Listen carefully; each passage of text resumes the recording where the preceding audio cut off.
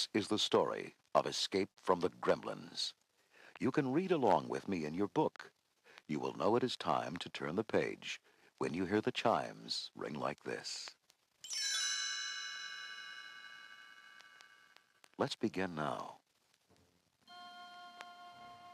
Billy Peltzer had received a gift from his father, a friendly mogwai creature named Gizmo. A mogwai is cute, furry, and little, but the responsibility of owning one is big.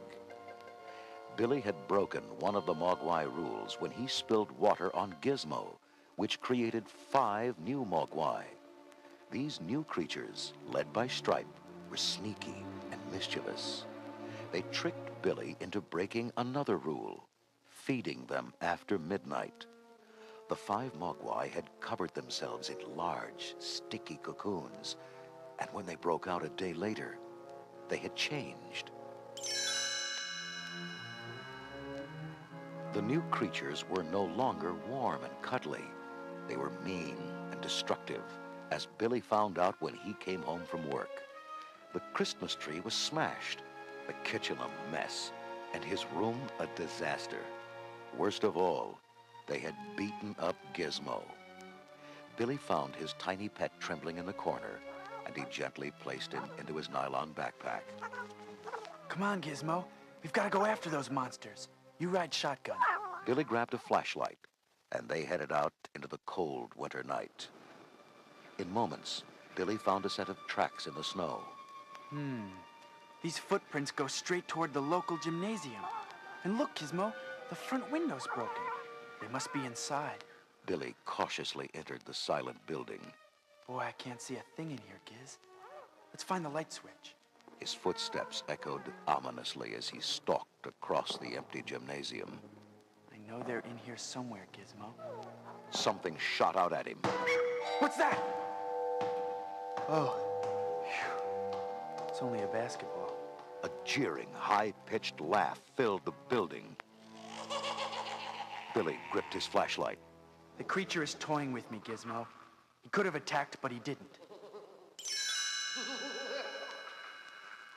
The nasty laughter suddenly stopped. It was deathly quiet. I think I see the light control box, Gizmo. Now we'll fix him. Billy approached the electrical cabinet and opened it. Ah! Crouching inside the box was Stripe. Only now, he was no longer a furry little mogwai. He was bigger and vicious-looking. He still had his white stripe, but his fur had been replaced with hard, scaly armor.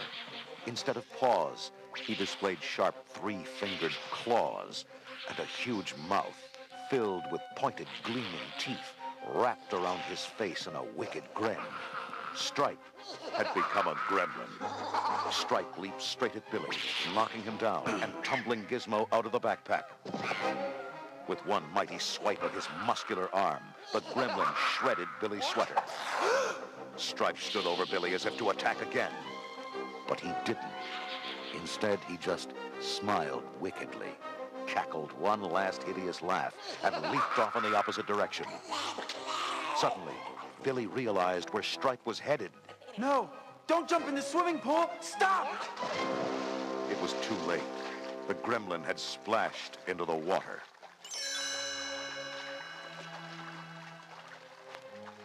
Billy sprang to his feet. This is awful, Gizmo. The water will react with Stripe's skin, and he'll multiply. Soon there'll be thousands of gremlins. Already the water was bubbling with the creation of new creatures. Soon the pool churned and boiled as countless gremlins multiplied faster and faster. Billy picked up Gizmo and raced to the door. We've got to get help, Giz. We won't be able to stop them alone. As Billy stumbled outside, he heard Stripe's familiar gremlin laugh. Only now, it was multiplied by the hundreds. Billy ran all the way to the police station. Quick, the town's in danger. The gym is full of these gremlins. Oh, yeah? Like this one here? A policeman grinned at harmless little Gizmo. He sure looks mighty ferocious to me. No, this is a mogwai. He's friendly. Gremlins are nasty. Billy, go home. We've got no time for pranks. The officer waved Billy aside as he answered his phone. He listened briefly and then turned to his partner. Freak accident. Seems an animal yanked down all of Mrs. Nager's outdoor Christmas lights. Billy interrupted. That was no accident. It was the gremlins.